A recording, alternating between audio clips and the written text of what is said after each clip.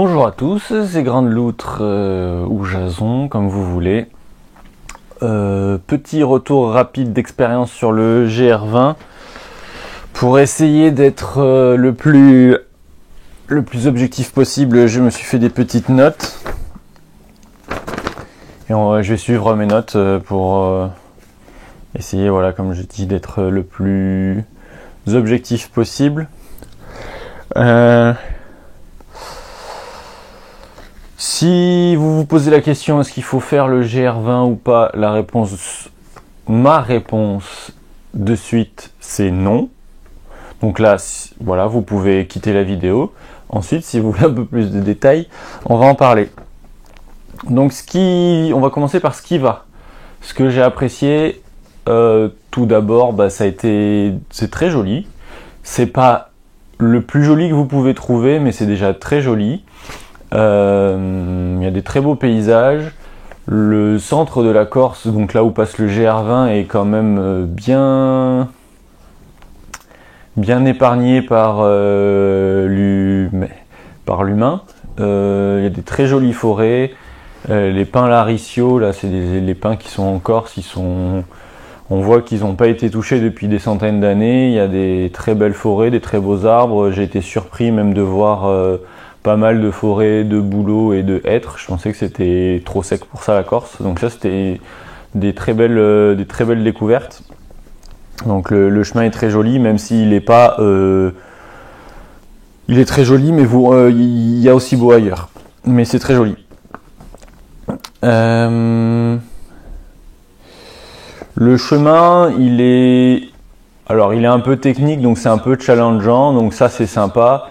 C'est pas non plus le chemin le plus dur qu'on puisse trouver, mais il est pas simple et comparé à un chemin qui serait complètement facile, il est challengeant, donc ça c'est sympa si vous voulez vous challenger un petit peu. Le GR20 aura un petit peu de challenge. Après, pour quelqu'un qui s'est déjà randonné ou qui a l'habitude de marcher de longues journées, il va y avoir rien à voir de dur. En plus, comme je suis grand, passer les obstacles, c'est beaucoup plus simple. Je vois pour Winnie, qui fait 20 cm de moins que moi, c'était déjà beaucoup plus difficile. Alors que moi, avec mes grandes jambes et mes grands bras, passer des gros cailloux ou escalader 2-3 trucs, c'était bien plus simple. Donc il y a aussi un biais pour moi.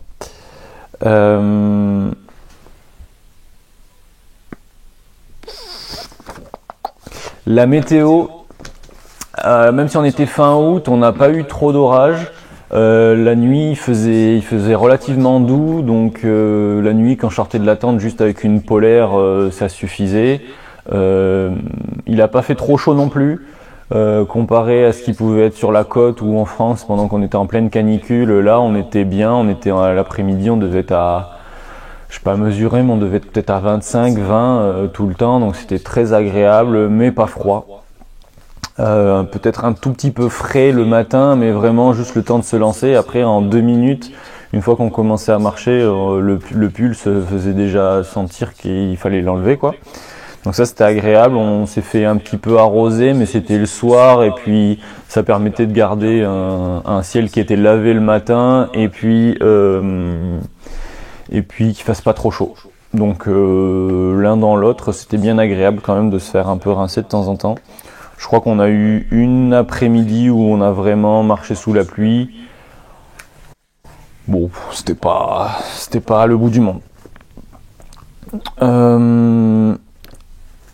Autre point qui était positif, on a quand même rencontré des gens sympas.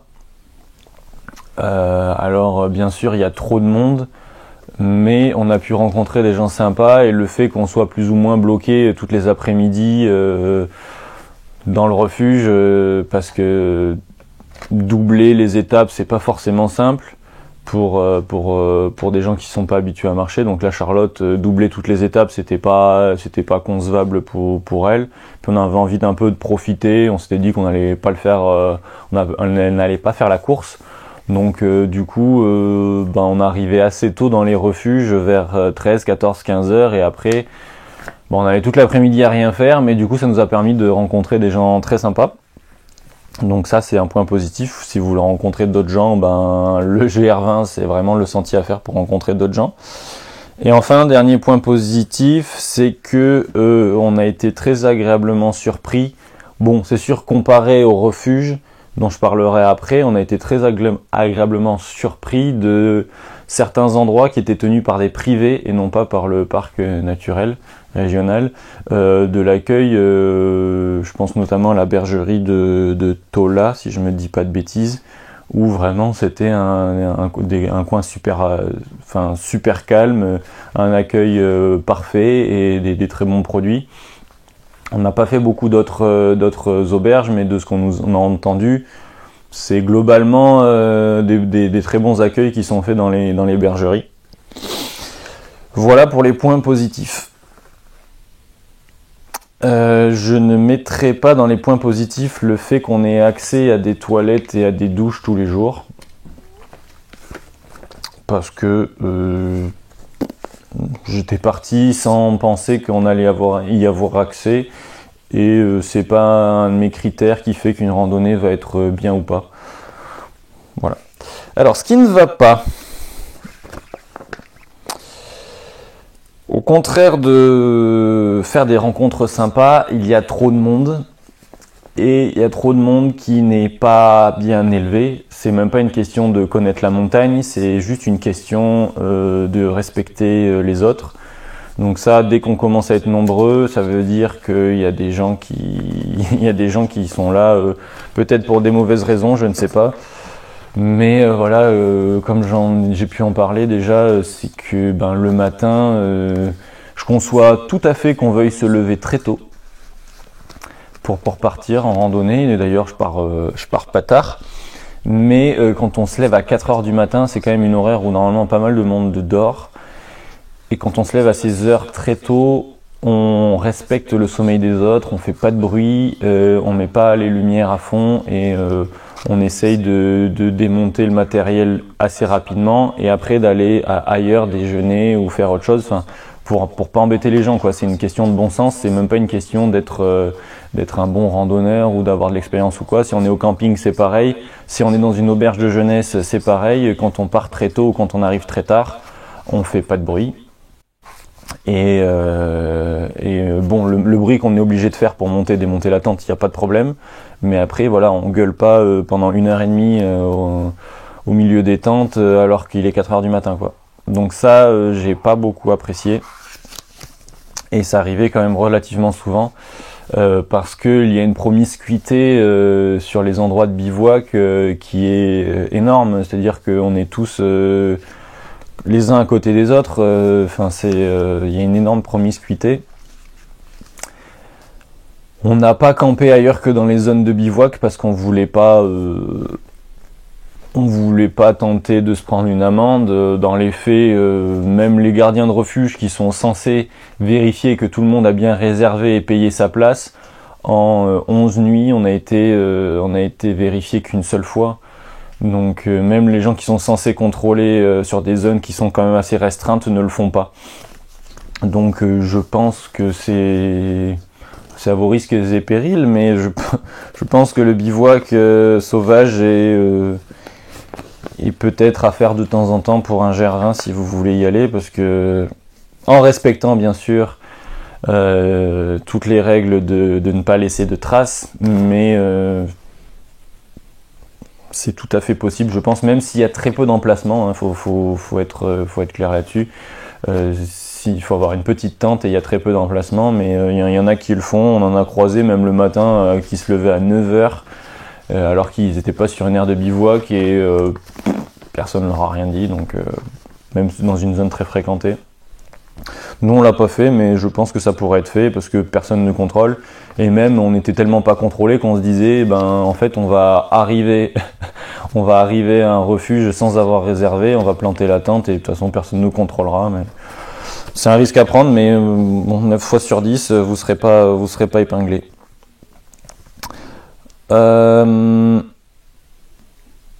Dernier point sur les gens qui étaient sur le sentier.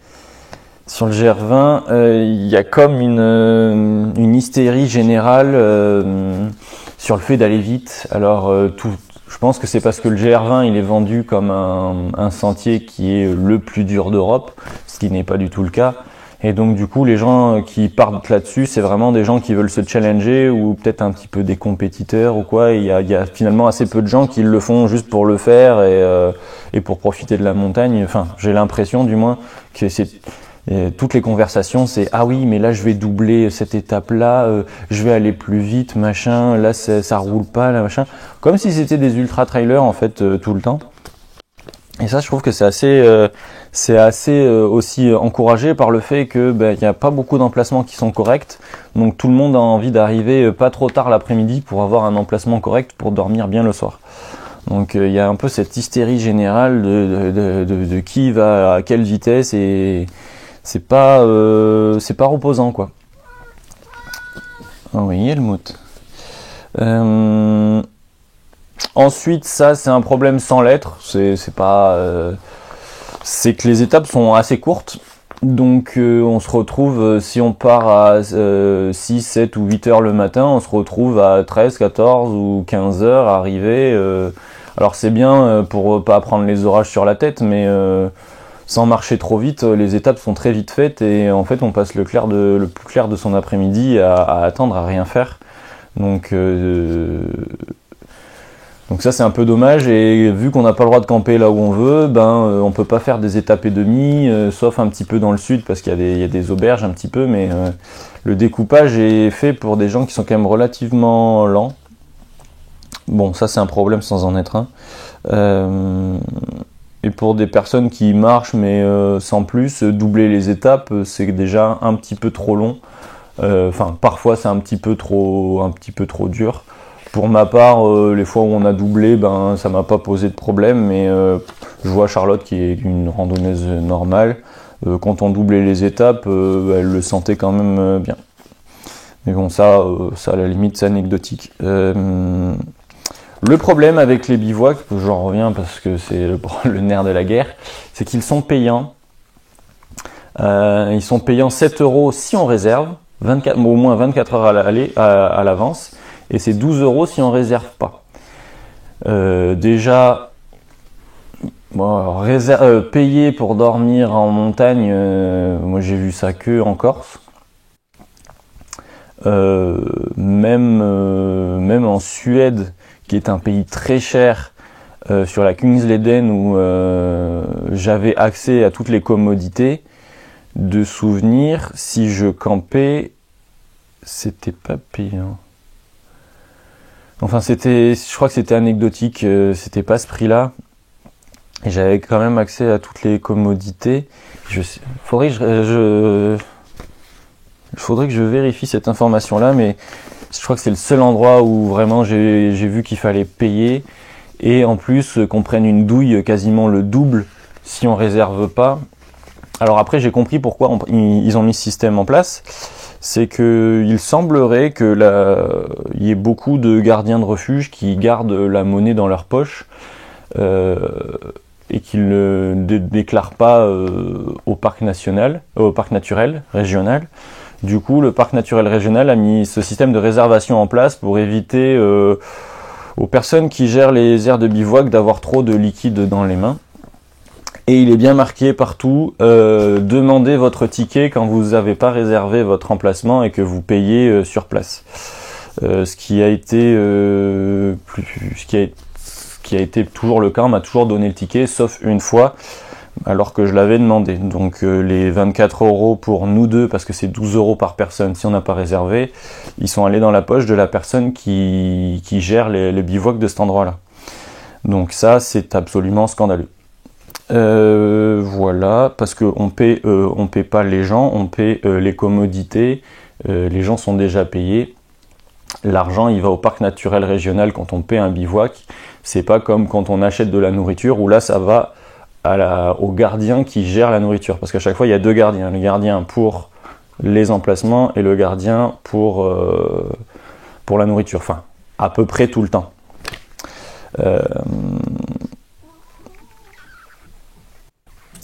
Et ce qui est encore plus insupportable, c'est que on paie, mais que les douches sont ni propres ni fonctionnelles, les toilettes sont globalement sales, les cuisines ça va à peu près, mais bon, en soi je m'attendais pas à ce qu'il y ait des équipements, mais s'il y en a et qu'on paie en plus, ben autant qu'ils sont en bon état.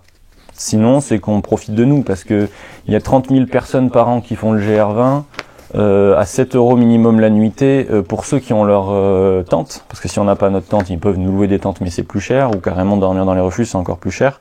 Ils ont quand même de l'argent à investir pour avoir des commodités convenables, ce qui n'est pas du tout le cas, je trouve. Après l'histoire de l'eau chaude ou eau froide, ben ça, l'eau froide en montagne c'est pas grave. Moi je me suis douché plein de fois, l'eau froide ça m'a pas trop dérangé, mais qu'au moins la douche soit propre et qu'il y ait une pomme de douche et qu'on soit pas juste avec un jet qui est complètement défoncé, qu'on doive tenir pour que l'eau coule. Parce qu'on paie. Si on ne payait pas, il y aurait aucun problème pour pas qu'il y ait d'équipement. Bon, le prix de la nourriture, normalement dans les refuges c'est sûr que c'est pas donné, mais là nous on n'a jamais mangé en refuge, mais de ce qu'on nous a dit c'est 3 morceaux de charcuterie, des pâtes à la tomate et un tout petit dessert pour 20 €. Donc des pâtes à la tomate pour 20 €, je trouve ça un peu excessif. On a acheté une ou deux fois des petites choses à manger, mais c'était vraiment des prix dignes des aires d'autoroute. Donc le GR20 est une aire d'autoroute et les refuges c'est les stations-service quoi. Clairement, si on veut faire un parallèle, il n'y a pas mieux comme parallèle que penser à ça.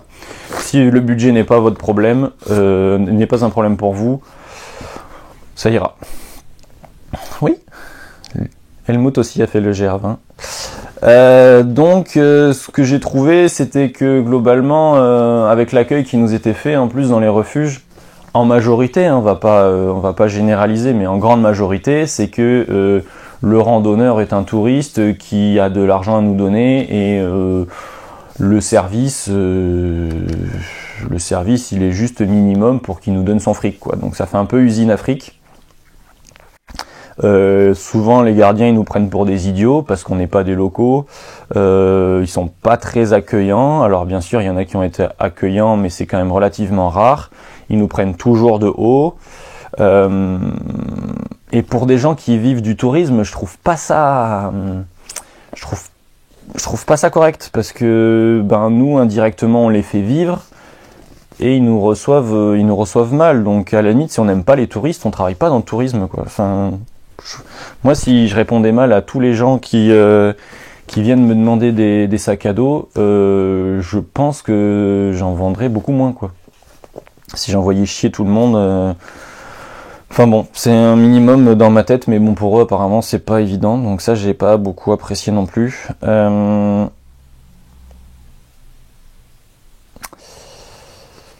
Après après c'est pas juste le GR20, mais il y a en gros les touristes sont vraiment des bonnes poires sur la Corse de mon expérience. C'est-à-dire qu'à partir du moment où on a mis le pied, tout le monde a voulu plus ou moins nous enfler quoi. À part des gens qui n'étaient pas natifs de Corse ou qui ne se sentaient pas assimilés Corse, tous les gens qu'on a croisés à peu près ont voulu plus ou moins nous enfler quoi. Donc bon, ça gâche l'expérience. Ça gâche l'expérience aussi. Il faut faire attention à tout ce qu'on fait en fait, et bien réfléchir et essayer de se renseigner le maximum à l'avance, parce que sinon ça tout revient très très cher si on se renseigne pas à l'avance. Après ouais, les zones de bivouac qui sont ni assez grandes ni assez plates, mais ça j'en ai déjà parlé. La course tous les jours pour trouver une place, ça j'en ai aussi parlé. Les punaises de lit, ça c'est un énorme problème sur le GR20 et ça commence à être partout en Corse. C'est-à-dire que il y a des punaises de lit dans les refuges et que visiblement ça fait 10 ou 15 ans que c'est le cas, peut-être même plus, et soit rien n'est fait, soit ce qu'ils font c'est pas assez efficace. Donc si on dort dans un refuge, on est à peu près sûr de choper des punaises de lit. De ce qu'on a vu, même les tentes qui prêtent il y a des chances pour qu'il y ait des punaises de lit dedans. Tant et si bien que quand on est arrivé à Porto Vecchio et qu'on a pris une chambre d'hôtel, on nous a interdit d'amener nos affaires dans la chambre d'hôtel. Elles ont dû rester dans la cave de l'hôtel et on a juste pris quelques effets personnels pour pouvoir monter dans la chambre. Donc c'est vraiment un gros problème là-bas et les hôteliers qui sont pas sur le GR20 ont l'air d'y faire quelque chose. Et les gens qui sont sur le GR20, on n'a pas entendu qu'il y avait des choses qui étaient mises en place. Sauf que le problème des punaises de lit, c'est que si on les ramène à la maison, après c'est juste un enfer et à part brûler sa maison, il y a des choses qui peuvent être faites, mais c'est très très compliqué de se débarrasser des punaises de lit.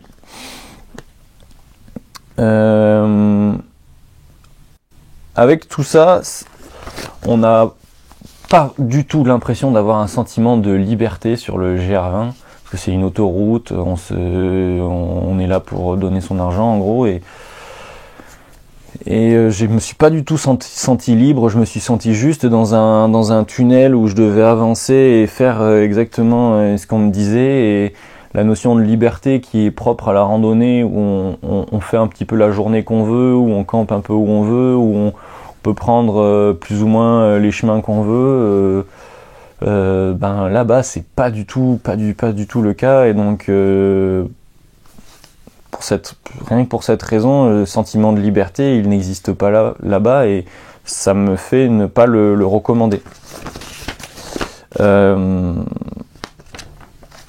Alors, pour finir sur une note positive, je pense que ça pourrait être un sentier qui est vraiment exceptionnel, parce qu'il est très beau, il est dans un environnement où on voit quasiment tout le temps la mer, il y a quand même il a quand même une spécificité, il est challengeant un petit peu, il a des zones assez protégées, etc. Mais tout ce qui va autour de ce sentier fait que c'est du gâchis, parce qu'il pourrait être vraiment, ça pourrait vraiment être une très belle expérience pour tout le monde, et peut-être parce qu'il y a beaucoup trop de monde, donc ça fait que ils ont dû être obligés de mettre des choses en place, notamment les interdictions de bivouac, etc. Et comme il y a beaucoup de monde, ils prêtent moins attention aux gens et à l'accueil. C'est peut-être pour ça que, voilà, je n'ai pas de solution, mais je pense que ça pourrait être très bien un très beau sentier et une très belle expérience, mais ça n'est pas le cas pour toutes les raisons que j'ai énoncées. Et donc voilà, maintenant je vais pas non plus m'étaler plus que ça, je pense que c'est déjà assez long. À vous après de prendre votre décision, même si j'ai dépeint un tableau très sombre, et je m'attendais à rien et j'ai quand même été déçu, et ça m'embêtait parce que c'était nos vacances et j'avais envie de montrer à Charlotte que des randonnées plus longues qu'une semaine ça pouvait être très agréable, etc. Et au final ça n'a pas du tout été le cas. Donc c'était assez décevant de ce point de vue-là. Et après, bon, pour moi, personnellement, c'est sûr que le faire en 12 jours, c'était tranquille, mais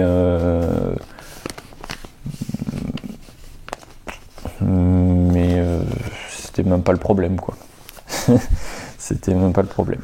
Voilà. Un mot à ajouter ? Non.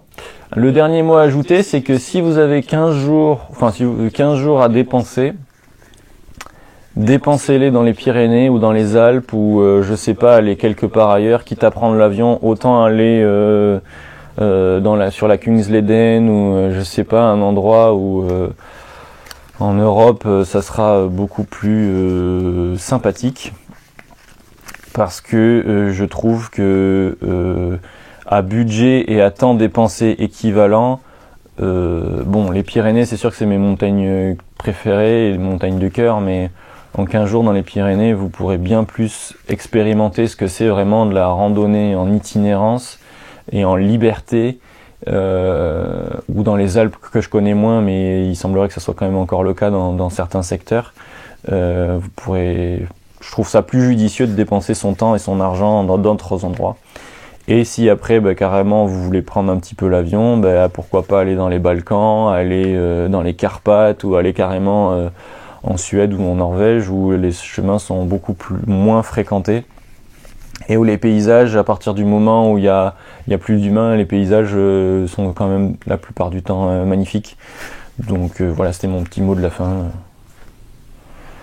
pour être efficient dans ces vacances.